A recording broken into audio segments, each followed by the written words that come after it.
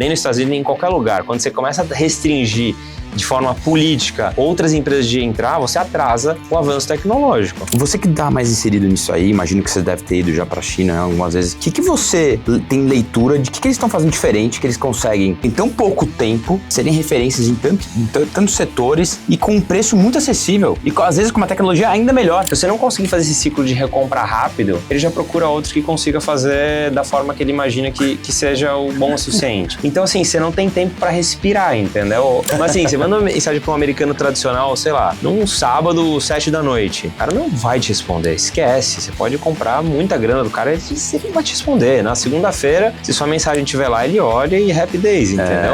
Agora, o chinês, cara, é diferenciado, assim. Os caras estão online sempre, é impressionante. Demitir um humanoide vai ser muito mais fácil do que demitir um ser humano. E você falando de humanoides, pra mim, acende ainda mais esse alerta. Você vê algum perigo real, assim como o Elon Musk fala muitas vezes? Olha... Muito boa tarde, meus amigos, sejam muito bem-vindos a mais um People Factor, no caso, o nosso terceiro episódio, e hoje, em grande companhia, de maneira muito rápida aqui, de apresentar o Adriano Buzaide. Muito obrigado por ter aceito o convite.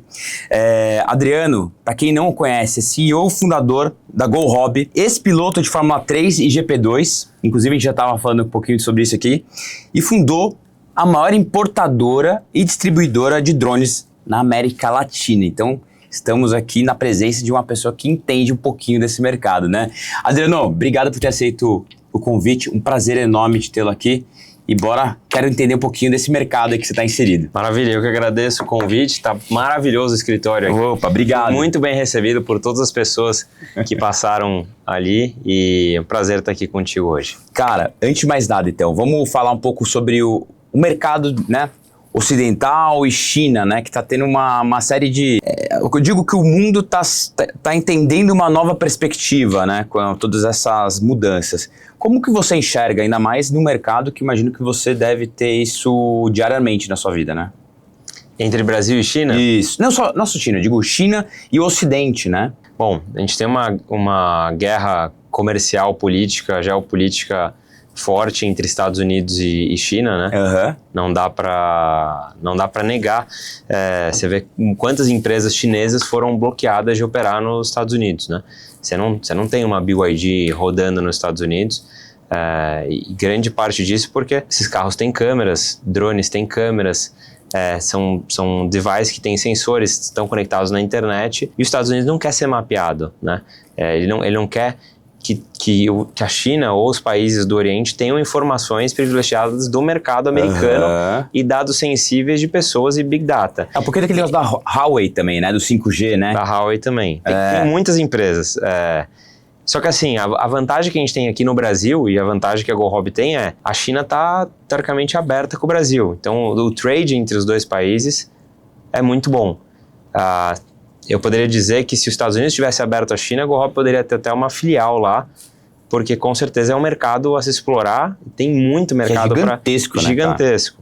É enorme. E é muito engraçado, porque quando as empresas chinesas começaram a ser cortadas nos Estados Unidos, você começou a ter muitas empresas lá reclamando na corte americana, do tipo, olha, o governo americano está me bloqueando aqui de eu trabalhar com esse meu fornecedor chinês, mas os Estados Unidos não têm essa tecnologia para agricultura, ou para policiamento, ou para defesa, ou o que for, para eu entregar. Não tem uma empresa americana que eu consiga trabalhar para ofertar ao meu cliente. A DJI é americana, não é? Ela é chinesa. Ela é chinesa? DJI é chinesa, de Shenzhen, na China. Caraca! Ela é chinesa. Eles são a maior referência mundial, né? Maior referência. Nos Estados Unidos a situação não está fácil lá para eles também. Então, assim, hoje os Estados Unidos não tem uma empresa que concorre com uma DJI ou com muitas empresas fabricantes chinesas. Os Estados Unidos está forçando meio que a goela abaixo dos americanos se forçarem ali, começarem a virar referências industriais de vários setores de tecnologia. E eu não sei onde isso vai dar. Assim, a priori, você protege o mercado em alguns setores, mas no long term, você trava a tecnologia. Pensa nos países que travaram tecnologia de outros países, tipo Cuba. Não, tô falando Não tô falando que os Estados Unidos vai virar Cuba, tá muito longe disso, mas de uma certa... Não, muito longe disso. Até porque o país é muito grande, eles têm tecnologia. Mas assim, nunca foi uma boa coisa, nem dentro do Brasil, nem nos Estados Unidos, nem em qualquer lugar. Quando você começa a restringir de forma política outras empresas de entrar, você atrasa o avanço tecnológico. Com certeza, cara. Eu vou ser bem sincero, eu sou muito a favor dessa globalização e que hoje, na verdade, a gente vê muito o contrário, né? As pessoas têm, né, as nações querem trazer tudo pra dentro de casa, só que ninguém vai ser bom em tudo, né? É impossível, cara. E eu digo que até alguns setores, você pega, por exemplo, o setor de maquinários. Pô, a Alemanha é um puta de um celeiro, mas mesmo a Alemanha tem sofrido bastante com China, né? Porque os chineses, cara, eles vão lá em todo lugar, copia, tira foto, vai e depois lança igual. É o mais barato, né? E assim, e não é mais barato, é obscenamente mais barato. Cara, em falar em engenharia alemã e China, eu vou te dar um exemplo recente. Moto velocidade, se não me engano, acho que campeonato Superbikes, que também não é minha praia, eu não sou piloto de moto, mas acho que uma empresa chinesa com uma moto chinesa venceu uma prova e deixou Ducati, Yamaha, Kawasaki, todas as líderes globais para trás. E os caras são empresa recente, assim, não é nenhuma empresa assim, agora, de décadas de operação. Como que os chineses conseguem, às vezes num ambiente que não é a praia deles, com tecnologia, fazer um negócio surpreendente, entendeu? Agora, você que tá mais inserido nisso aí, imagino que você deve ter ido já pra China, né, algumas vezes. O que você tem leitura de que eles estão fazendo diferente, que eles conseguirem em tão pouco tempo serem referências em tantos setores e com um preço muito acessível e às vezes com uma tecnologia ainda melhor? Cara, a velocidade deles e a pressa deles é muito diferente em relação a muitos países. Até para nós, assim, como empresa, a gente não que é forçado a trabalhar de forma rápida, mas ou a Go Hobby, por exemplo, tem como valor principal e o primeiro valor velocidade, ou simplesmente não dá para trabalhar com a China. Porque a China é o seguinte, ela lança um produto, você tem que em alguns meses estar com ela certificada e vendendo no seu país. E em algumas semanas aquele produto já tem que ter muita venda e você já tem que estar recomprando desse fabricante chinês. Se você não conseguir fazer esse ciclo de recompra rápido, ele já procura outros que consiga fazer da forma que ele imagina que seja o bom o suficiente. Então, assim, você não tem tempo para respirar, entendeu? Eles testam rápido, erram rápido, e obviamente que vão ter produtos que eles vão lançar no mercado que não vai ter venda. Ou a venda vai ser fraca. Sim. Mas eles já identificam isso, já descartam esse produto, já lançam outro, colocam de novo no mercado e vai. Deu certo? Legal. Aí quem são os parceiros que vão ser os melhores para vender a maior quantidade no país que eu estou atuando? Então, assim, eles têm muita pressa. E até mesmo na China, para você ter rodadas de investimento, de governo e etc., você precisa semanalmente mostrar os dados e os números, principalmente de recompras dos países estrangeiros. As empresas que têm demora para mostrar essas recompras não recebem investimento. E se não recebem investimento, a empresa quebra. Então, ou eles operam assim, ou eles não conseguem caminhar. É a forma estrutural em que o país opera junto com os investimentos de lá, que força com que eles sejam muito agressivos, principalmente para fora da China. Principalmente para fora da China. É o que eu tenho sentido, cara. E eles entrando com muita força em todos os mercados, né? E empurrando venda, né? Você pega a própria BYD, início do ano já chegou com, 5 mil carros ali, né? Já colocou, garantindo a parte do imposto para entrar melhor. E outros mercados também que eu tenho acompanhado, é um negócio surreal. E agora, falando um pouquinho de pessoas, né? Eu tenho a impressão, eu falo impressão porque eu, apesar de conversar com chineses, de que o pessoal é hard worker, né? Assim, acho que escala 6x1 lá é permitida, né? Cara, na China, assim, e é muito engraçado, às vezes parece que o ar da China te faz trabalhar mais. Tipo assim, você respira na China, te faz trabalhar. Quando eu tô lá, eu praticamente, assim, eu durmo trabalhando, né? Eu tô dormindo, os sonhos são em planilhas de Excel. Porque assim, você trabalha um absurdo na China e o fornecedor lá, ele não te deixa descansar. Então assim, quando você vai pra China e os fornecedores descobrem que você tá lá, Cara, você tem reunião das 8 da manhã até as 11 da noite. Tipo assim, e não tem hora. É reunião em café da manhã, em sala de reunião, andando no parque, jantando, fazendo o que for. E aí você visita o escritório dos caras para entender como é que eles funcionam. Você vai lá, vou visitar o escritório da empresa chinesa. Legal, aí você tá caminhando, igual eu caminhei aqui no escritório. Embaixo de todas as mesas, do mesmo jeito que embaixo de quase todas as mesas aqui no Brasil, você tem às vezes um criado mudo com um gavetão ali para você guardar papel, grampeador, etc. No lugar desse gavetão na China, é uma estrutura fixada na mesa, que é uma cama que você puxa e você dorme. Então ele puxa essa cama, tipo, afasta pro lado um pouquinho a cadeira, se enfia lá, ele fica no escurinho da sombra da mesa com a cabeça para dentro e você só vai ver um pé para fora, entendeu? Se você estiver caminhando no escritório da China num horário que o pessoal tá dando uma dormidinha rápida, você vai achar que, sei lá, é alguém fazendo uma elétrica embaixo da mesa, que alguém tá consertando alguma coisa, mas os caras estão dormindo. E por que dorme? Porque, cara, é humanamente impossível o cara puxar das 8 da manhã até 10 da noite no gás todo dia, quase todo dia, se ele não der uma dormidinha. Então, assim, ele não faz uma siesta igual o povo europeu, que, se isola ali por 1 hora, 2 horas, mas, cara, ele dá uma dormidinha rápida para ele conseguir ter energia e puxar. E o chinês, ele trabalha com vários fusos horários. Então, ele boa parte do dia ele está atendendo o mercado local. Parte do dia, a Europa acordou, ele está atendendo a Europa, Oriente Médio. Aí, parte do dia ele está atendendo a América Latina e Estados Unidos. Então, o cara, tipo, não dorme também. Ele fica ligado e trabalhando e fazendo reuniões, assim, o dia todo, non-stop. O índice de produtividade deles é gigantesco, por isso que é mais barato, cara. Se você tem um trabalhador que trabalha 12 horas, 14 horas por dia, quase todos os dias da semana, e você faz versus, né, outras, pra gente entrar na polêmica aqui, fazer com outras nações que europeus, né, que também tem trabalhado cada vez menos, que às vezes tem até 4 dias da semana, trabalhando 10 horas por dia. Cara, existe uma conta matemática que é fácil de chegar, né? Sim, com certeza. E, cara, o chinês, ele, assim, de todos os países que a gente já operou, trabalhou, fornecedores, cara, o chinês, ele, tipo assim, você pode... O cara te pede pra fazer uma reunião, às vezes de madrugada. Se ele estiver muito precisando falar com você, ele dorme, ele acorda umas 2h30 da manhã, fala, meu, você tá aí disponível? Eu tô online. Não, cara, vamos rapidinho falar que a gente precisa resolver isso aqui. Cara, os caras não param, assim, independente da hierarquia, qual a posição de cargo dele, os caras trabalham muito, entendeu? Você pega, tipo, sei lá, o americano, cara, uma mensagem, não falando mal do americano, adoro os Estados Unidos, adoro a América, mas assim, você manda uma mensagem para um americano tradicional, sei lá, num sábado, 7 da noite, cara, o cara não vai te responder, esquece, você pode comprar muita grana do cara, ele não vai te responder, na segunda-feira, se sua mensagem estiver lá, ele olha e happy days, entendeu? Agora o chinês, cara, é diferenciado, assim, os caras estão online sempre, é impressionante. É onipresente, assim, né?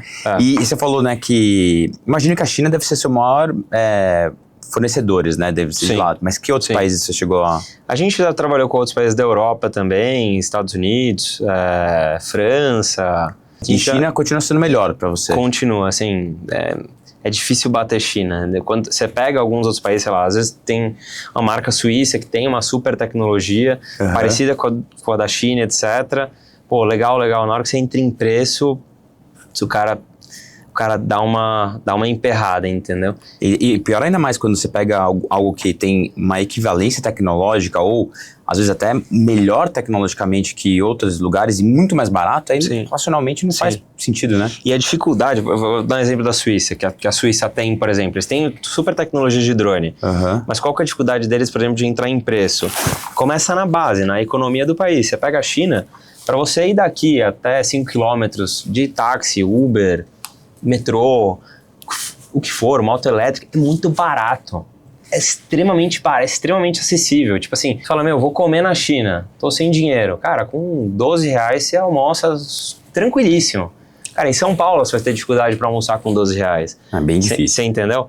Aí agora coloca na Suíça. Cara, você vai gastar 30, 40 euros para almoçar. Exato. Você entendeu? Então, na hora que você pega as necessidades básicas, tipo, preciso me alimentar, preciso me vestir, preciso ter um aluguel, né? Você fica muito engessado em outros países. Enquanto na China, tipo, o RMB lá, a moeda chinesa, sempre desvaloriza, tipo, é cada vez mais barato, você entendeu? Então, eles controlam muito bem a inflação e a economia do país. Na verdade, lá eles têm deflação, né? Muitas vezes, né? É impressionante, você toma dinheiro na China 1,5% ao ano. Nossa. Nem nos Estados Unidos você consegue mais fazer isso. Falando em crédito, né? E crédito barato, você como representante pela GoHobby, você tem que adiantar, você compra o estoque e depois você revende ou você tem comissionamento pelo aquilo que você vende? Com fornecedores novos, tipo assim, você abriu um fornecedor que você nunca trabalhou antes. Geralmente, depende do setor, ele vai te pedir dinheiro adiantado, 100% adiantado. Se o setor, depende da demanda e oferta. Se for um setor, por exemplo, solar, cara, o cara vai chegar para você e falar assim, paga 10% para começar a fabricar, eu te entrego e depois de 90 dias que estiver no mar, 120 dias que estiver no mar, você me paga. Depende do setor. Vão ter setores que... Estão superaquecidos, aí fala, não. Estão superaquecidos, o cara fala assim, você quer? Bicho, você quer? Então paga aí antes. Aqui a conta tá aqui. Ah, mas deixa eu dar um sinal. Pode dar um sinal de 100% aqui na conta. Eu te aviso quando ficar pronto. Então depende do setor. Como a gente trabalha com tecnologia, tem muita coisa que exige muito caixa, entendeu? Você entra no mercado de humanoides. Cara, quantos fabricantes você tem de humanoides no mundo que fazem humanoides assim, top level? Não são muitos, entendeu? E vocês estão vendendo também, né, Sim, humanoide? Também. E como é que tá esse mercado, hein? Você tá tendo que catequizar, né, imagino. Sim, catequizar como sempre. A gente fez isso no mercado de drones também, muitos anos atrás, mas tá crescendo cada vez mais. Tá crescendo muito e assim, o futuro chegou. Olha, eu vou te falar que eu, como headhunter, me preocupo com isso. Que tipo de serviço que você pode atribuir aos humanoides? Se eu fosse você, na sua empresa, não me preocuparia. Porque você seleciona os melhores candidatos que tem no mercado. Você nunca vai ter dificuldade nesse mercado. Se você estivesse numa área que você está selecionando sempre, cara, a primeira linha, esse cara vai ter dificuldade. Eu já dou a letra. Procura outro business unit, porque essa linha, em alguns anos, vai ser a mais substituída. Mas acha que o que vai tomar, por exemplo, serviço de borracheiro, cara, de padeiro, limpeza básica, segurança básica, vigilância básica. Os trabalhos mais básicos vão ser os primeiros substituídos por humanoides. E quando a gente fala de investimento, tá fechando a conta ou ainda é algo caro, né? Um humanoide 5 anos atrás, humanoide bom, sim, quero comprar o melhor humanoide do mundo. Topo de linha e tal. Topo de linha. De 3 a 5 milhões de euros. Carinho. Hoje, a GoHobby paga menos de $10 mil num humanoide. Obviamente que não é o topo de linha. Sim. Tô falando do topo de linha 5 anos atrás pro básico. Mas o problema é que a empresa que fazia o humanoide de 5 milhões de euros, ela nem conseguia fazer algo básico. Exato. Porque não ia nem funcionar. Não ia nem funcionar. Vou pegar aqui componentes mais baratos da NVIDIA aqui para ver se funciona. Nem funcionava. Caraca. E hoje, cada vez mais barato, cada vez mais acessível. Vai chegar um ponto que você vai ter as empresas, por exemplo, eu não tenho dinheiro para comprar um humanoide, sei lá, sou uma empresa brasileira.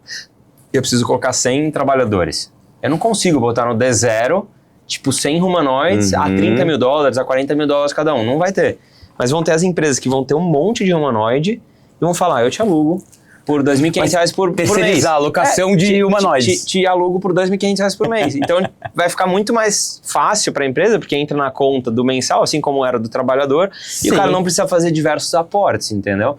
E outra, parou de pagar, pega o humanoide embora. Quer dizer, hoje mandei 3 humanoides embora. Vai lá, recolhe os 3 humanoides e aí você mesmo pode prestar, né? E aí você não tem todos os encargos trabalhistas de quando você demite uma pessoa, né? Demitir um humanoide vai ser muito mais fácil do que demitir um ser humano. Né? Agora, entrando, agora no campo das... Né, não é nem ideias, é um campo de coisas malucas, né? Que falam, não, temos que ficar preocupado com o avanço da IA...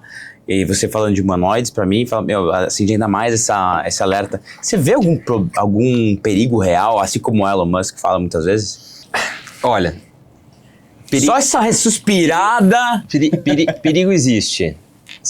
Perigo existe. Sempre vai existir, ainda mais falando de cyber, de IA e etc. Né? Aquele medo maluco de, nossa, os humanoides com IA, eles vão dominar o mundo, tipo, e os seres humanos vão ser controlados por humanoides, né? Tipo, igual o filme de ficção científica. Pode acontecer? Pode. Mas se a gente não avançar na área, a gente vai ficar parado igual 1970. Não tem opção. Tipo, a tecnologia existe.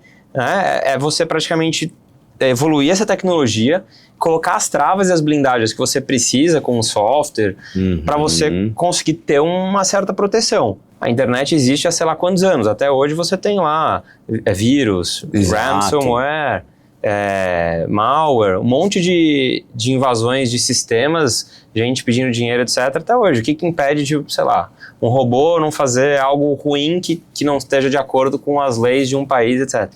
Existe, mas se a gente não avançar, não vai saber nunca. Se um Elon Musk não fala, eu vou fazer meu carro virar autônomo, e não começa, não sai do papel. Ah, não, mas olha, teve um acidente aqui, eu vi um acidente da fabricante tal, acidente fatal, matou uma pessoa. Legal, mas quantos acidentes foram evitados com carros, por exemplo, da Tesla, com o piloto automático acoplado, na qual um caminhão tombou, levantou uma poeira gigante e esse carro fez o desvio porque ele não precisava enxergar a poeira. Ele, através dos sensores de LiDAR, etc., ele conseguiu fazer o desvio e salvou todo mundo. Então, você tem o lado ruim, mas você vai ter todos os outros benefícios.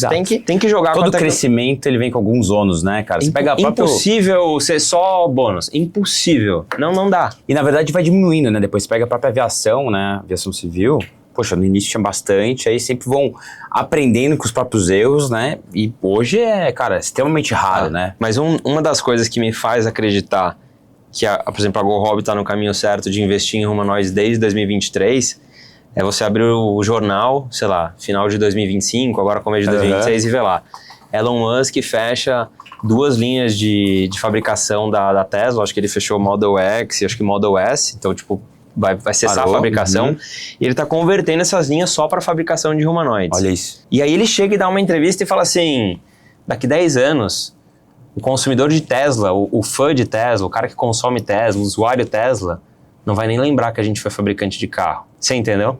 É igual assim, você não sabe que a Volkswagen fabricou salsicha e que tem um revenue de salsicha. Exato. Tipo, porque você fala, cara, Volkswagen é carro.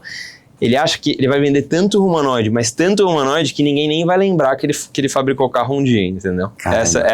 Esse vídeo do cara. E aí, voltando pra GoHobby, eu falo, bom, estamos no caminho certo. Se o cara mais rico do mundo e o cara que tem um dos melhores business, um dos caras mais geniais de tech, falando isso, é porque a gente não tá indo na contramão, entendeu? Com certeza, cara. Agora, cara, como é que você caiu nesse mundo de drones? Algo tão específico, né? Eu sempre tive uma relação homem-máquina muito grande, né? Pela parte de automobilismo, de pilotar carro de corrida, fazer carreira para Fórmula 1, etc. Quando eu morava na Europa, eu pilotava aviões e helicópteros a controle remoto para ter finesse nos dedos, etc. Bom. São aviões, né? Remote control, helicópteros remote control. Quando eu voltei para o Brasil e eu falei, vou abandonar a carreira de automobilismo, eu inverti. Eu deixei o automobilismo como se fosse um hobby momentâneo e falei, vou pegar os aeromodelos e vou transformar num business, vou transformar num negócio. E aí eu iria, de fato, trabalhar com esses helicópteros, os aviões, a controle remoto, etc. Só que quando eu sentei com os clientes, que iam ser os meus compradores, né, com as revendas, eu sentava com os caras, apresentava o portfólio de produtos, tentava tirar um pedido. E eu via que eu não conseguia tirar pedido nenhum, que ninguém estava muito interessado, o pessoal estava satisfeito com os distribuidores dele. Mas quando eu chegava lá e falava no final da reunião, mostrava um vídeo, cara, igual eu te mostrei agora. Sim. Cara, esse é o drone que também tá vindo na importação. Cara, o cara já queria pagar, o cara não queria nem saber quanto é que custava, ele já queria pagar 5 unidades, ele queria quando que você consegue me entregar e etc. Aí eu vi que tinha uma demanda absurda por drones pelas pessoas que entendiam no mercado. Eu abandonei completamente, cancelei os pedidos do zero modelo, cancelei. Falei, me desculpe, compro daqui a alguns meses, não vou comprar agora. Cara, dei all-in 100% nos drones, fui pra França, fechei um contrato lá de mais de 700 drones no primeiro container, era um contrato de $1 milhão e trouxe drone pro Brasil. Tanto que meu pai falou assim, Adriano, se você não vender esse drone, o que você vai fazer com todos os drones? Eu falei, cara, eu vou voar, ficar voando, cada dia eu decolo um drone de uma cor, eu vou voar todos os drones. Mas enfim, uma loucura, né? Tipo assim, um cara que não tem experiência com business, primeiro negócio, deu um win num único produto, numa única fabricante, tipo numa quantidade de que eu nem... Cara, eu não tinha $1 milhão na conta. Imagina, você alavancou, né? Tinha $50 mil. Tipo assim, me alavanquei absurdo. Dei all-in total. Mas, cara, é um negócio que eu sempre falo, errar cedo é errar barato, cara. Errar cedo é errar barato. Exatamente, cara. Quem erra tarde paga muito mais caro. Exatamente, cara, exatamente. Puta, que Então história legal, hein, foi cara? assim que eu comecei. Por isso drones. Cara, Por isso drones. E hoje a Go Hobby é a maior da América Latina, né? Cara, se não a maior, a gente tá ali entre os big players, com certeza. E o Brasil hoje, ele é um dos maiores players do mercado internacional de drone? Ó, vou te falar no mercado agrícola, que é um mercado que o Brasil é muito forte com os drones. China, primeiro país. Estados Unidos era o segundo. Brasil é o segundo. Caraca. No mercado agrícola. Que demais, hein? E na agrícola ele tem várias funções, né? Ele pode ir para semear, pode fazer varreduras, né? Meteorológicas, faz vigilância. Que mais? Mapeamento, você pode fazer a pulverização. Topografia, talvez? Topografia, você pode fazer a pulverização dos defensivos. Isso. Né? Pega lá, mistura a cauda na picape, coloca em cima do drone, o drone aperta um botão, o drone executa e volta, cara, quando a bateria tá fraca. Sabe o que é o mais interessante? Eu crio cavalos, né? E eu tenho uma fazenda ali em Porto Feliz e eu tô pensando exatamente nisso, porque muitas vezes quando você quer, né, exterminar a braquiária, que é uma baita de uma peste, uma praga, na verdade, você tem que ir lá e, passar com o trator no terreno inteiro. Então, é ruim, você gasta mais, você gasta com diesel muito mais defensivo. Fora, você está gastando defensivo em planta boa para, né, folha larga, folha fina. Agora, quando você usa um drone, cara, e com um mapeamento, ele vai lá só exatamente de forma isso. pontual. Você envia hoje, né? Pode ser que, se alguém estiver assistindo nosso podcast daqui a 10 anos, a técnica tenha mudado. Tem que rindo da gente. Pô, que é isso, cara? Que técnica obsoleta. Mas hoje, em 2026, você envia um drone multispectral pequenininho, de pequeno porte, ele mapeia assim, rapidamente. Faz todo o mapeamento, pega os dados e insere no drone grande de pulverização. E aí ele faz o que a gente chama de catação, que é no ponto que a plantação tá boa, que você não tem erva daninha, que você não tem nenhuma praga, nada, ele só passa. Ele tá no ponto que precisa pulverizar, ele solta. Então você na medida ideal, né? Cara, o que você economiza de água e de herbicida é assim, às vezes 65%, 50%. Nossa, você economiza demais. Surreal. E assim, é igual o médico, né? Tipo, você precisa tratar um paciente que tá com uma doença. Se você puder ir localizado, lógico, é muito melhor do que você dar uma bomba pra desabilitar todos os sistemas do cara, né? Porra, mas ó, eu vou querer um contato de alguém que faz esse serviço, hein? Tá bom. Porque, isso deve ser interessantíssimo. Agora, vamos pro seu outro lado, né, cara? A questão de ser um piloto de corrida, cara. Da onde que veio isso? É de família? Meu pai, assim, se eu falar que não é de família, eu vou estar mentindo. Meu pai foi campeão de Fórmula Ford inglês em 1984, na Inglaterra, em cima, cara, de Damon Hill, Ed Irvine, uma galera super fera. Tá no sangue, pô. Também não conseguiu chegar mais pra frente por causa de cash, faltou um pouco de investimento ali. Realmente é uma carreira que ela é exponencial. Quanto melhor você fica, mais dinheiro precisa. E é o seguinte, o retorno é só se você ficar naqueles top, né? Porque depois é difícil. Você não tem uma... Assim, hoje o automobilista está muito consolidado, Stock Car, Fórmula Indy, tem muitas categorias, tem WEC, você tem diversas categorias no mundo, mas realmente, assim, aquelas cifras quase que bilionárias são para poucos pilotos e depois você tem uma parte boa que ganha. Mas voltando, meu pai foi piloto, mas assim, desde que eu me lembro, por gente, das minhas memórias que eu tenho até hoje na minha cabeça, cara, com 3 anos de idade, 4 anos de idade, fazendo na escola, eu lembro como se fosse ontem, a professora chegou e falou, hoje a gente não vai fazer queimada nem amarelinha, é uma nova brincadeira. E começou a explicar a brincadeira. A brincadeira ia ser corrida de Fórmula 1. E a corrida de Fórmula 1 ia ser correr ao redor de uma praça, ia fazer o pit stop ali para fazer um reabastecimento. Só que assim, o carro de Fórmula 1 era eu. E a minha visão era eu dentro do carro de corrida. Cara, eu correndo, eu ganhei essa corrida. As crianças, ninguém tava afim de correr muito, eu corri igual um louco. Mas assim, ali, cara, eu me via pilotando um carro. Eu trocava a marcha, fazia barulho. Que demais. Eu tava na corrida. E cara, desde então, assim, eu pedi pros meus pais quase que a infância inteira, cara, eu quero correr, me dá um kart, eu quero correr.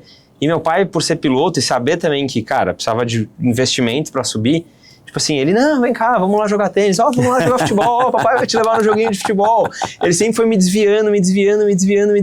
Mas não conseguiu tirar da rota. Cara, assim, me segurou por muito tempo, sei lá, o Leclerc começou no kart com 4 anos de idade. Quando eu tinha 13 anos, tipo, meu pai fazia umas corridinhas de kart aqui e ali, e aí eu falei, pai, deixa eu fazer um treino no kart. Ah, tá, sei lá, vamos lá treinar.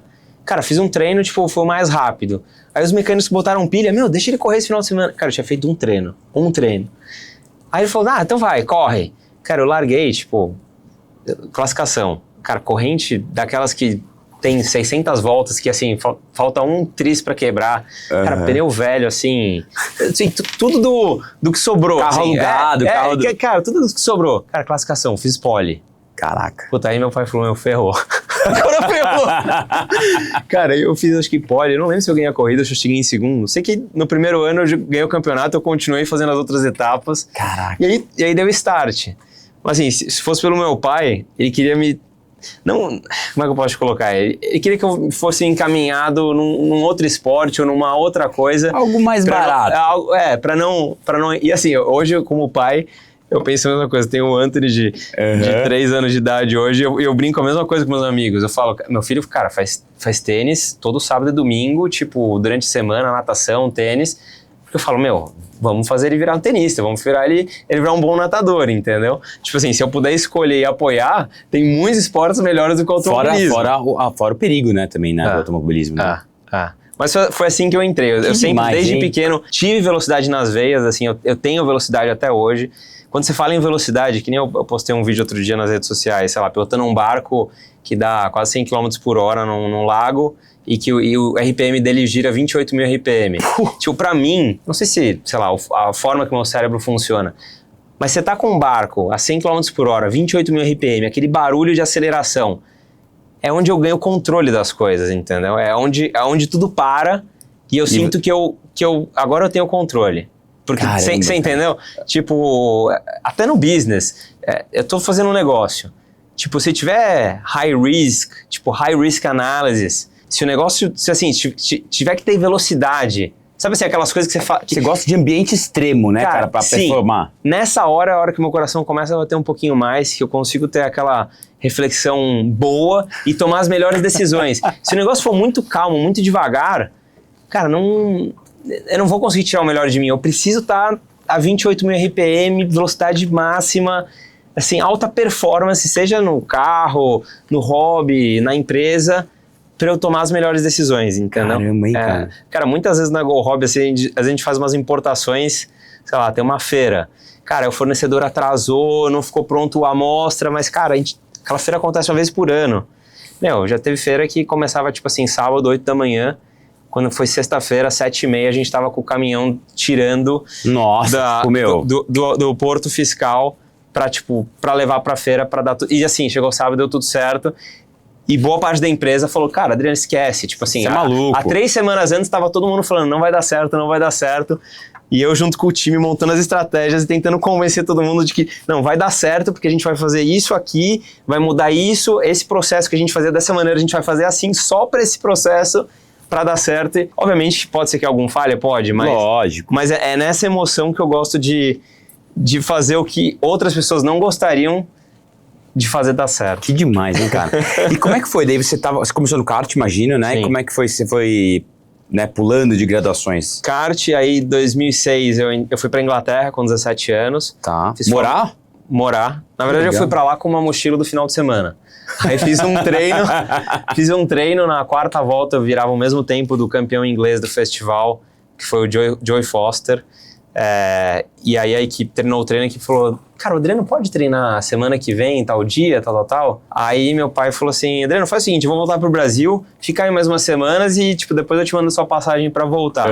E cara, nessa eu fiquei o ano inteiro, ganhei várias corridas. Caraca. E aí foi ficando. Aí 2007, Fórmula Renault inglesa, 2008, Fórmula Renault inglesa, fui terceiro.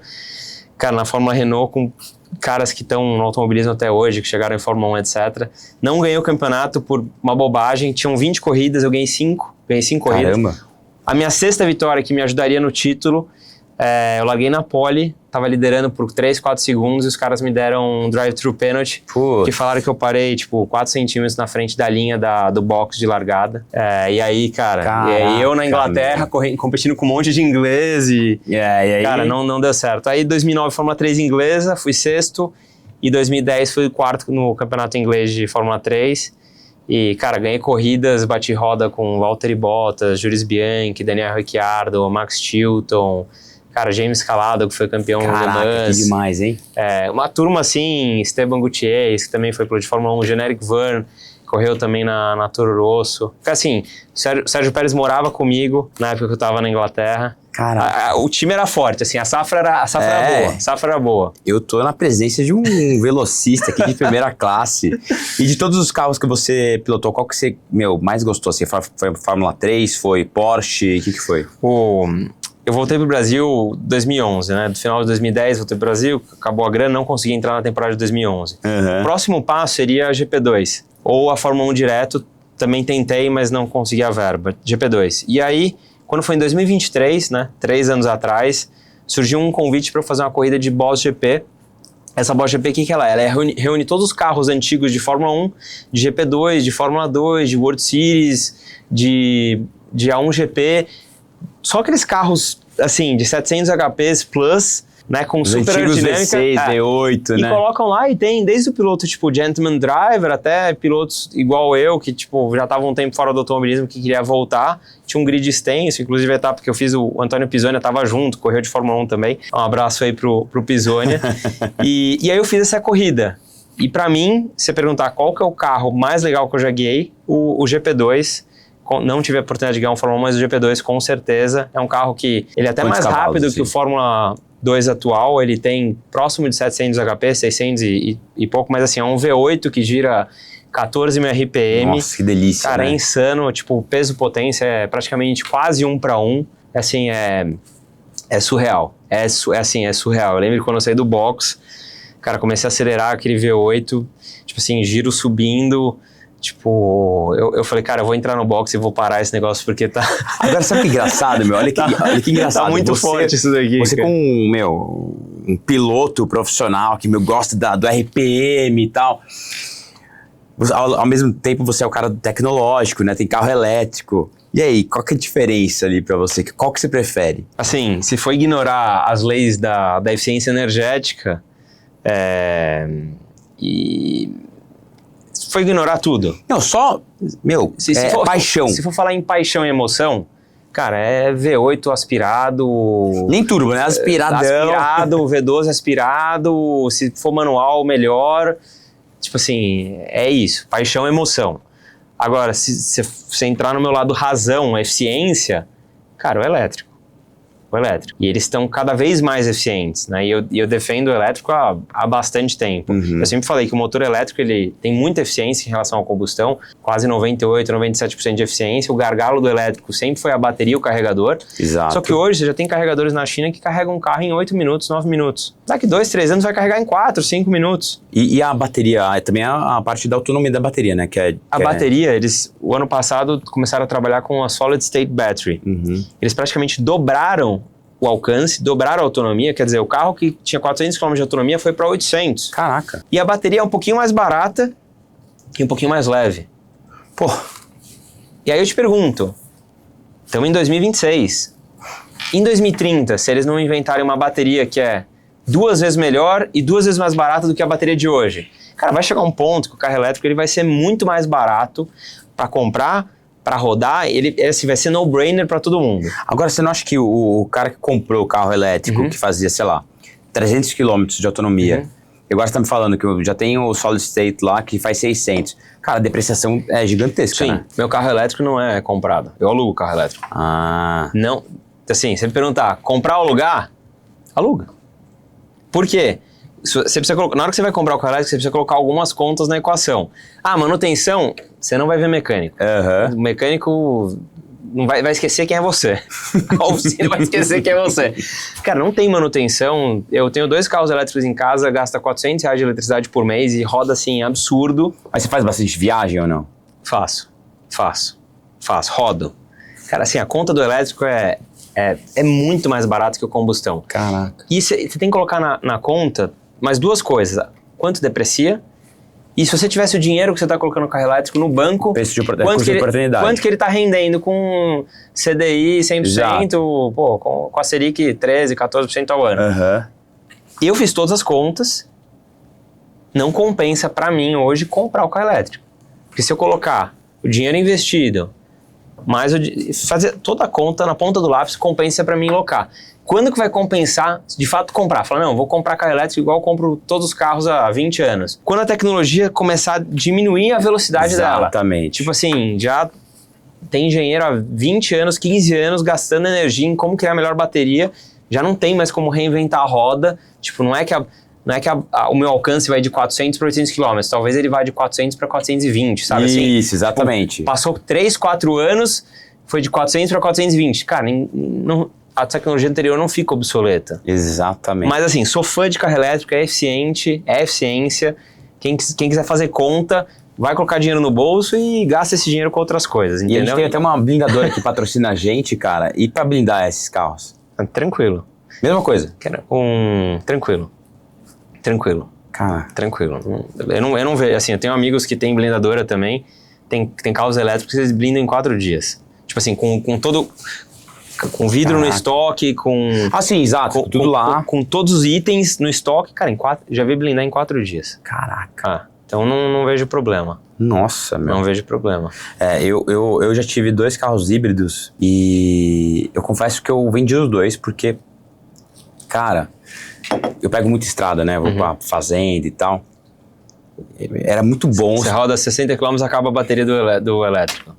E aí, além de não ter aquela potência que você tá acostumado, né? Que você se acostuma ali, você tá quase com 500 cavalos na mão e tal, aí vira 300 e pouco. Você ainda tem bastante potência, mas você acha que é pouco.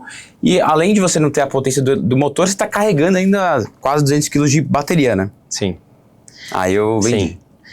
Sim. O ideal é que o híbrido, ele foi uma maneira de começar a influenciar as pessoas que só andavam no combustão e que nunca iriam andar no elétrico. Então ele dá uma pitadinha do que é o elétrico. Então, de fato, quando você tem a bateria, você fica feliz, não fica? Super, é muito bom. É muito bom. Você fica triste quando acaba a bateria. Só que na hora que você pegar um carro elétrico, cara, com 800 km de autonomia plus, 1000 km plus, cara, assim, obviamente, sei lá, sou representante comercial, talvez 800 km de autonomia seja horrível. Talvez eu rode 2.000 km num dia. Ok. Talvez esse carro elétrico não vai ser muito bom para um cara desse. Depende de onde também, né? Se for estrada é pior, se for cidade, muito melhor, né? Sim, mas assim, qualquer carro de 800 km plus de elétrico vai atender grande parte da população. Grande parte da população. Tem hoje com 800 plus? Tem. Caraca. Tem. Agora, assim, das fabricantes chinesas, muitos. Agora, meu... Pega o SU7 lá, já tá em quase 1000 km de autonomia. Eu lembro que o e-tron, quando lançou aqui no Brasil, eles me emprestaram pra ficar uma semana pra eu sentir. Eu adoro o Audi. E eu fiquei lá com ele, no 5º dia eu devolvi. Mas é que a autonomia dele é mais baixa, né? Mas assim, a Audi E fala que era 500 e, sei lá, virou 300, sabe?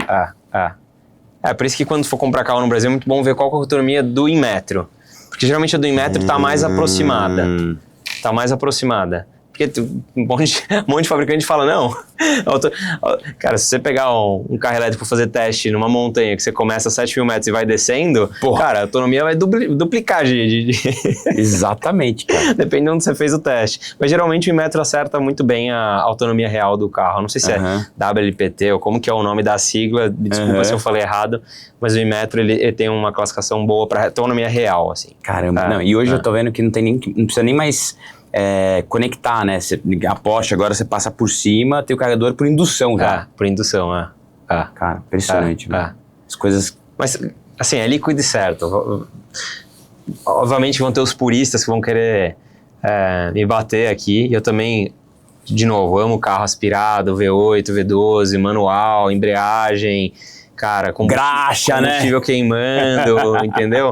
Tipo assim, gás carbônico saindo do escapamento, sim, mas para um negócio colecionável. Não um negócio pra você rodar todo dia, entendeu? Um negócio pra você colecionar, pra você, sei lá, num final de semana, a cada 4 meses, sair pra, sei lá, levar seu filho pra mostrar como que era a tecnologia lá atrás, entendeu? Mas o elétrico vai ser, de fato, a eficiência que vai fazer todo mundo querer ter esse carro. Que demais, cara, que demais. Baita história, hein, Adriano? E o que você vê aí para os próximos anos de desafio, voltando um pouquinho para Go Hobby, né? E o que você pode dar de dica pro pessoal em relação ao posicionamento de mercado, tecnologias que pode estar investindo, procurando? Você diz falando um pouco da Go Hobby. Sim. Bom, hoje a Go Hobby está muito forte em drones, desde de consumer, né, drones baratos até enterprise, polícia, inspeção, corpos de bombeiros, busca e salvamento, parte de agricultura, também Vitol, carros voadores e agora também o delivery, que é a parte de entregas. Então, entregas é algo que está super novo no Brasil, está começando agora, vai crescer muito assim que a ANAC soltar o regulamento novo, que é o RBAC 100, que ele troca o 94, que era o antigo, pelo 100, isso provavelmente deve acontecer esse ano, no mais tardar talvez ano que vem, e entregas vão ser realmente assim, algo que vai mudar a maneira como a gente vê as coisas, né? Hoje todo mundo em São Paulo, né? Eu tô em casa à noite, preciso de uma refeição. Motoboy, o cara vem de bicicleta, o cara vem de moto, etc, etc. Só que os drones na China já fazem entrega há bastante tempo. Só não fazem no Brasil em larga escala porque a agência realmente trava as operações. Só que na hora que entrar o RBAC 100 e você colocar operadores sérios, né, de operadores que estão acostumados com a aviação, que respeitam as normas, que lançam plano de voo, que fazem tudo conforme o playbook, você vai ter isso sendo feito com drones. Isso é fato. Isso é fato. Então isso é um mercado que vai mudar no Brasil e a Go Hobby já está nesse mercado de entregas, né? Em breve a gente vai até postar alguns vídeos interessantes aí nas redes sociais mostrando um pouco mais desse nicho. Um nicho que eu gosto muito é o nicho de humanoids, o nicho também de armamento antidrones. Então é sempre solução problema, né? O drone foi uma solução, depois de um tempo ele vira um problema, então... Agora no Irã você vê, né, cara? Se bem que não é um drone, né, mas eles falam de como se fosse um drone, mas não é, né? Você diz os ataques? É um drone. Ah, é? É um drone, é um drone. Eu achava que era, não é que tem asa e tal. É um drone. Caraca. É um drone. Eu vou já chamar esse assunto. Boa. Mas então o armamento antidrones é um negócio que me fascina, porque se a gente for o percursor, a Go Hobby foi a primeira empresa importadora de drones do Brasil. Cara, se eu criei essa solução, que depois de uma certa maneira, quando é usado no lugar errado, sei lá, levando droga para dentro de um aeroporto, levando droga para dentro de um presídio, etc. Já teve isso? Cara, isso tem. Mas se a nossa solução virou um problema para a sociedade, então eu tenho a obrigação de criar a solução para esse novo problema. Então a gente faz isso todo dia. E agora, todas as nossas técnicas de produtos, de detecção de drones, de jameamento de drones, de abate de drones, é algo que eu gosto muito porque eu me sinto no dever, como CEO, de trazer também a solução, né? Tipo assim, não criei isso daqui e saí correndo. Largou, exato. Não, vamos resolver. Isso eu gosto bastante. Mas tem uma outra área que me chama a atenção dentro da área Enterprise, que é salvamento. A Go Hobby hoje está em desenvolvimento de um produto para realmente salvar vidas em mar, lago, rio e etc. Dá para você salvar uma pessoa com um drone desse que carrega 100 quilos? Lógico que dá, você amarra. Lógico. Você amarra num resgate, independente de falar de regulamentação, você consegue tirar, mesmo arrastando, sem levantar essa pessoa de um lugar que ela tá indo para óbito praticamente. Exato.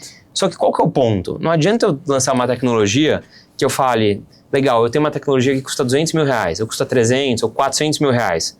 Ela resolve o problema de maneira eficaz? Resolve. Tá, mas todas as praias do Brasil conseguem comprar esse produto? Não consegue. E é esse o ponto que eu volto para dentro da Go Hobby e falo com todo mundo lá dentro e vamos atrás de algum fornecedor que consiga ter a tecnologia, fazer joint venture, etc. Do tipo, cara, se a gente quiser salvar vidas de verdade, a gente precisa ter uma tecnologia que seja acessível para todas as praias do Brasil. Se alguém está se afogando na praia e morrem pessoas todos os dias se afogando em praia, eu preciso dar na mão do salva-vidas um produto, um hardware, uma solução que aquela prefeitura, aquela municipal, aquele estado consiga comprar, consiga adquirir, consiga colocar em todas as praias e consiga salvar vidas. Se eu consigo fazer isso, se a Go Hobby consegue fazer isso, independente de faturamento, de nada. Tem uma puta missão já. Essa é a missão. Cumprida. Essa é a missão, naquele setor, para aquela business unit.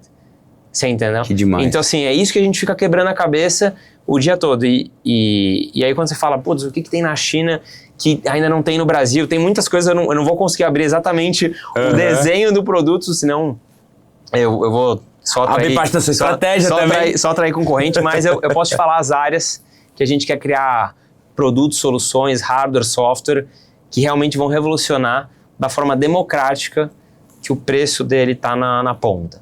Então, assim, é isso que me dá mais energia de falar assim, cara, o que te levanta às 5 da manhã, sei lá, para pegar um voo para algum lugar, para ir para a China, para desenvolver, para criar hardware, para ficar horas no IA desenvolvendo também junto. É falar assim, cara, de fato eu consegui trazer um negócio que todo mundo consegue comprar e que de fato vai salvar vidas, ou no caso do agrícola vai alimentar mais a população, vai diminuir o desperdício de agrotóxicos, vai deixar um alimento mais limpo.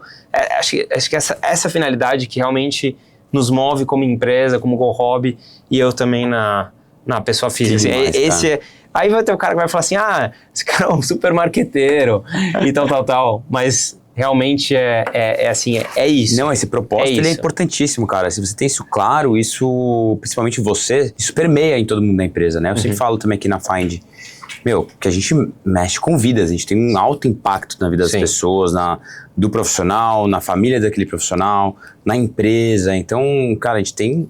É muito gratificante também, se a gente parar pra pensar não só no financeiro, né? Então isso é sensacional. Agora, último ponto que a gente não cobriu e que, cara, é algo muito interessante, né? Que são os eVTOLs, né? Sim. Cara, dá medo. Você já subiu num, já? Decolei, primeira vez no meu aniversário, 5 de julho de 2024. Foi a primeira vez que eu voei num eVTOL.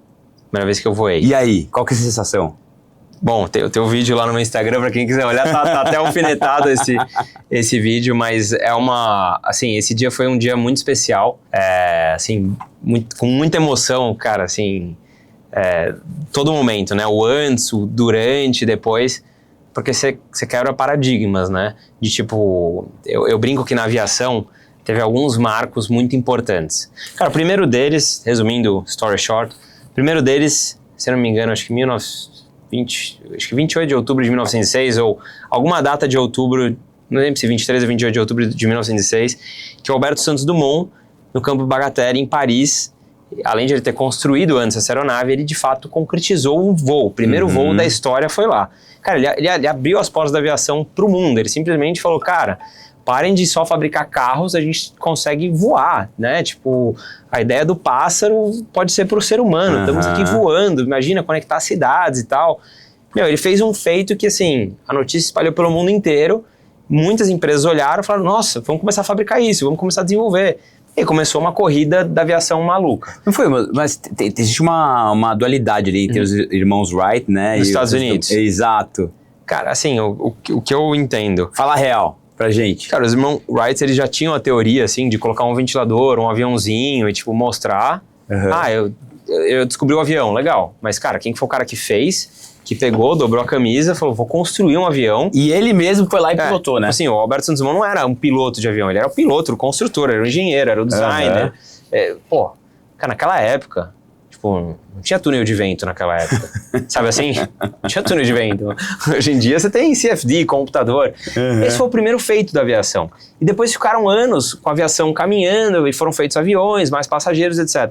Até que chegou na década de 1950, que você tem o Coleman Havilland II, que era um avião praticamente pressurizado, com motor a reação, na qual você saía dos voos que voavam tipo a 8 mil pés, 9 mil pés, que era aquela barulheira gigante, 20, tipo, não era pressurizado, né, passando mal lá atrás, sem respirar direito porque estava muito alto, turbulência pesada porque estava em baixa altura, e agora ela chega e fala assim, não, você vai voar nesse meu avião a 30 e poucos mil pés, num motor a reação, cabine super silenciosa, todo mundo conversando, não precisava de fone de ouvido, nada.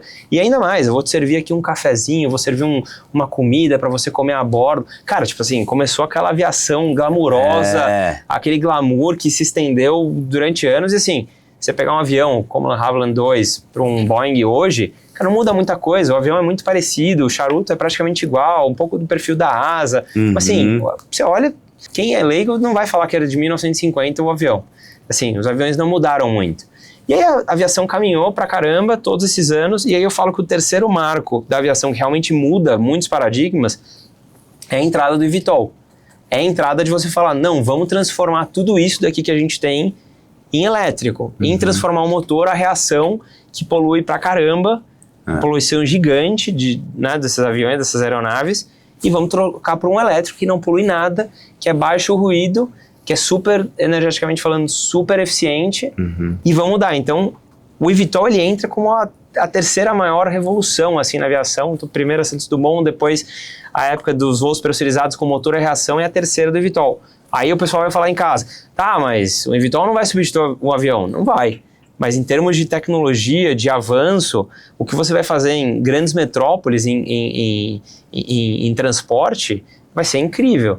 Tipo, hoje, a fabricante que a gente trabalha, que é a EHang, ela está homologando, terminando de homologar a rota a Hong Kong e Shenzhen, ligando praticamente dois países, né, duas cidades super importantes, com um voo de EHang, na qual você demora 10 minutos para ir de um lado para o outro. E se você for fazer isso de carro, você faz em 1 hora. Então, esse entre cidades próximas e dentro da mesma cidade, pega São Paulo, vou dar um exemplo. A maior frota de helicóptero do mundo está aqui, né? Tá aqui. Cara? Agora pega sexta-feira, dia de chuva, 6 horas da tarde, 5h45 numa sexta-feira em São Paulo, com uma garoazinha.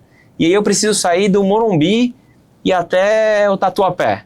Quanto tempo você demora? 2 horas e pouco. De eVTOL você vai fazer isso em 8 minutos, 9 minutos. Aí o cara fala assim, mas eu não tenho dinheiro para comprar o eVTOL. Não precisa. Vão ter milhares Ubers, de empresas, né? milhares de empresas de aplicativo, de táxi aéreo que vão operar esses eVTOLs. E eles são de uma pessoa, 2 pessoas? O EHang nosso são 2 pessoas e o piloto ele tá fora. Ele tá num laptop. Na verdade, por exemplo, o EHang... ele tem piloto, mas fica fora. Eu achei que fosse IA que fizesse. Né? Não, na verdade, o projeto inicial era para ser IA. Tá. Só que aí a agência falou assim, não, calma. Alto lá, né? Vocês querem fazer um negócio elétrico que o cara aperta um botão e vai pro destino? Tipo assim, não, pera. Vocês querem certificar? Não, queremos certificar. Então faz assim, deixa o piloto só para apertar um botão do lado de fora. E vamos lá, eu fiz o curso, semanas de curso, tanto eu quanto o comandante Giovão, um dos primeiros pilotos, nós dois, da América Latina a pilotar eVTOL. Tipo, a GoHob decolou o eVTOL no Brasil em setembro de 2024, antes da Embraer, que tem bilhões no caixa e tem muito mais verba do que a gente. Nós fomos os primeiros a pilotar aqui no Brasil, solo brasileiro, piloto brasileiro, fizemos o curso. A pilotagem ela é simples. O monitoramento é mais difícil. O monitoramento de um eVTOL é mais difícil e mais complexo que um avião. Mais difícil. Um avião você tem 2 motores, uma bateria, 2 baterias, 3 baterias. Cara, no eVTOL, 12 baterias, 16 motores. Nossa. Aí quando você fala em 12 baterias, não é só 12 baterias, você tem que olhar a voltagem de 12 baterias, você tem que olhar a temperatura de 12 baterias, você tem que olhar a amperagem de 12 baterias. Rotação, né, dos 16. Rotação, qual que é a RPM dos 16 motores? Tem alguma anomalia, não tem nenhuma anomalia? Qual que é a temperatura desses motores? Enfim, o monitoramento do eVTOL, no caso do nosso, ele é mais complexo, mas o voo de fato, vamos combinar, estou aqui pilotando o eVTOL, um botão para decolar e executar a missão e um botão para falar, tá ok para pousar. Acabou. Poderia ser tipo Jetsons, entrei dentro e cliquei e tipo, foi? Sim. Poderia. Mas vai chegar lá provavelmente, né? Vai, já tem tecnologia para isso. Mas assim, quando você entra com um eVTOL e você fala, não vai ter piloto dentro, já é uma quebra de paradigmas em todas as agências de aviação do mundo. Já é uma quebra de paradigmas. Então, assim, os fabricantes eles têm que também ir um pouco no passo da evolução do mundo, porque se você chega com a tecnologia muito rápido, assim, dá ruim, tilt no sistema. É verdade, porque os países não vão estar prontos, entendeu? Como é que você coloca o decisor da rota com um passageiro que não entende nada de aviação, aí você tem a coordenação com os tráfegos de aeronaves tripuladas que estão voando, tipo assim, tem que ter uma integração. Violenta. Tem uma questão aí das agências, né, de controle, que eu acho que vai ter que, assim, buscar novas formas de fazer todo esse monitoramento, né, cara? Ainda mais porque eu não sei qual que é o teto de operação do eVTOL. Você pode operar, sei lá, até 10, 15 mil pés. Sério? Tranquilo. O problema... Caraca. O problema não é o teto. A aeronave ela vai conseguir subir até uma altitude que o passageiro não vai nem conseguir respirar. Então, por máquina, a máquina tem potência. Só que, obviamente, o eVTOL, ele só é eficiente fazendo um voo curto e fazendo um voo baixo. Então, quanto mais baixo ele voar, melhor é. Ele não... Perfeito. Até porque, por exemplo, quando você sobe num avião, pega um avião comercial, por que ele voa 40 mil pés e não voa 10 mil? que a 40 mil pés ele queima muito menos combustível do que a 10 mil pés. Menos resistência do ar e tipo tal. assim, se um Emirates A380 decolar de Guarulhos e resolver ir a 10 mil pés até Dubai, acaba o combustível um pouco antes da Ilha da Madeira ali, sei lá. Um pouco antes da Ilha de Sal, ele vai ficar entre Fernando de Noronha e Ilha do Sal ali, já acabou. Você entendeu? Agora o eVTOL, se ele estiver voando a, sei lá, 100 metros acima do solo ou a 3 mil metros acima do solo, você vai ter, obviamente, menos arrasto aerodinâmico da fuselagem da aeronave, mas você não vai ter um ganho de eficiência no motor por conta da altitude. Entendi. E qual que é a autonomia de distância, assim, que consegue esses eVTOLs que você Quando a tem? gente lançou o eHang em 2023, né? Em dezembro de 2023, a autonomia declarada pelo fabricante era próximo de 30 km. Você conseguiria fazer no máximo um Congonhas-Guarulhos. Tipo, pousei em Congonhas, preciso decolar um internacional de Guarulhos, você montou no eVTOL, chegou em Guarulhos. Hoje, com as baterias de Solid State Battery, assim que tiver o STC homologado para o Brasil, a mesma aeronave conseguiria fazer 60 km, que é aquele negócio que eu te falei. Com o Solid State Battery, dobrou a capacidade. Quem tinha 400 foi para 800, quem tinha 30 foi para 60.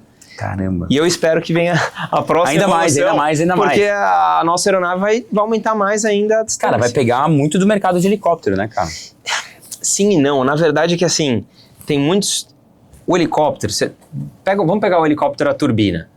Cara, cada ciclo, cada start que você dá no motor de uma turbina de um helicóptero é um ciclo. Sim. Tem helicóptero que você deu, sei lá, 2.000 ciclos, você tem que fazer um overhaul. Então, você ficar ciclando para fazer voo de 5 minutos é meio killer pro helicóptero, entendeu? Você não quer fazer isso. Porque imagina você chegar lá na Rolls-Royce, preciso fazer minha turbina. Tô fazendo aqui porque eu dei 2.000 ciclos. Quantas horas tem sua turbina? Tem 1.000 horas para voar, mas porque eu já fiz todos os ciclos, eu vou ter que fazer a turbina. Então, o motor elétrico ele não tem esse problema de ciclos igual tem a da turbina. E o cara do helicóptero, o cara do táxi aéreo do helicóptero vai falar, não compensa eu tirar... Cara, um Dolphin, um H145 do chão para fazer um voo Congonhas-Guarulhos, para fazer um voo São Paulo-Alphaville. Não vai compensar, ele não vai querer fazer isso. Você entendeu? O helicóptero ele vai ser perfeito para uma curta, longa, média distância. E assim como o avião vai ser perfeito para igual São Paulo, Laranjeira, São Paulo, Boa Vista, né, cara? Aí realmente faz muito sentido. Tipo, o São Paulo, Laranjeiras, eu ainda acho que de helicóptero ele vai ser melhor do que o eVTOL. Não, então com certeza. Mas talvez um São Paulo, São José de eVTOL já vai ser muito legal, entendeu? E o eVTOL, ele é só asa rotativa ou ele tem asa fixa também? Tem os de asa fixa também, que eu acho o máximo. O nosso, que é o eHang 21S, ele é só rotativa. Os de asa fixa, a tecnologia para fazer ele voar é um pouco mais complexa, porque você faz a transição. Né? Ele é um eVTOL, então ele é o Electrical Vertical Takeoff, ele decola na vertical e aí ele começa a ganhar velocidade na horizontal. E ele vai virando, né? E aí ele vai cortando alguns motores para ingressar num voo de asa fixa.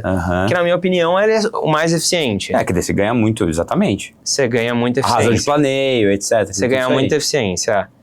Mas o nosso ele não tem asa fixa. Mas tem muitos modelos. Tem eVTOLs que tem, ao invés de hélices, eles têm como se fossem mini turbinas elétricas. Incrível, assim, igual você tem mini turbinas elétricas em aeromodelos, em aviões que imitam um jato, você tem isso num eVTOL. Que então, demais, hein? cada projeto, assim, fez de uma maneira e tá muito legal essa corrida para ver quem que vai ter o melhor eVTOL. Que demais, cara, que demais. Podrino, muito obrigado. Baita papo aqui, a gente poderia ficar nítido, né, que a gente ama que a gente tá falando, a gente poderia ficar aqui horas ainda falando, mas, cara, muito obrigado, foi um baita de um prazer conhecer um pouquinho, né, que seja do seu dia a dia na Cisnago Hobby, um pouco do seu hobby também, né, hobby hoje, né, que é o automobilismo, e espero que você, que nos assiste aí de casa, tenha gostado também, como eu sempre gosto de falar, estamos sempre abertos a qualquer tipo de crítica, positivas, sempre muito bem-vindas também, e críticas pra gente melhorar também. E não se esqueçam de se inscrever, curtir, ativar o sininho e compartilhem, tá? Com todos os seus amigos, família, que você acha que esse conteúdo pode lhes interessar. Leno, obrigado. Obrigado. Até a próxima. Até a próxima. Grande abraço. Valeu.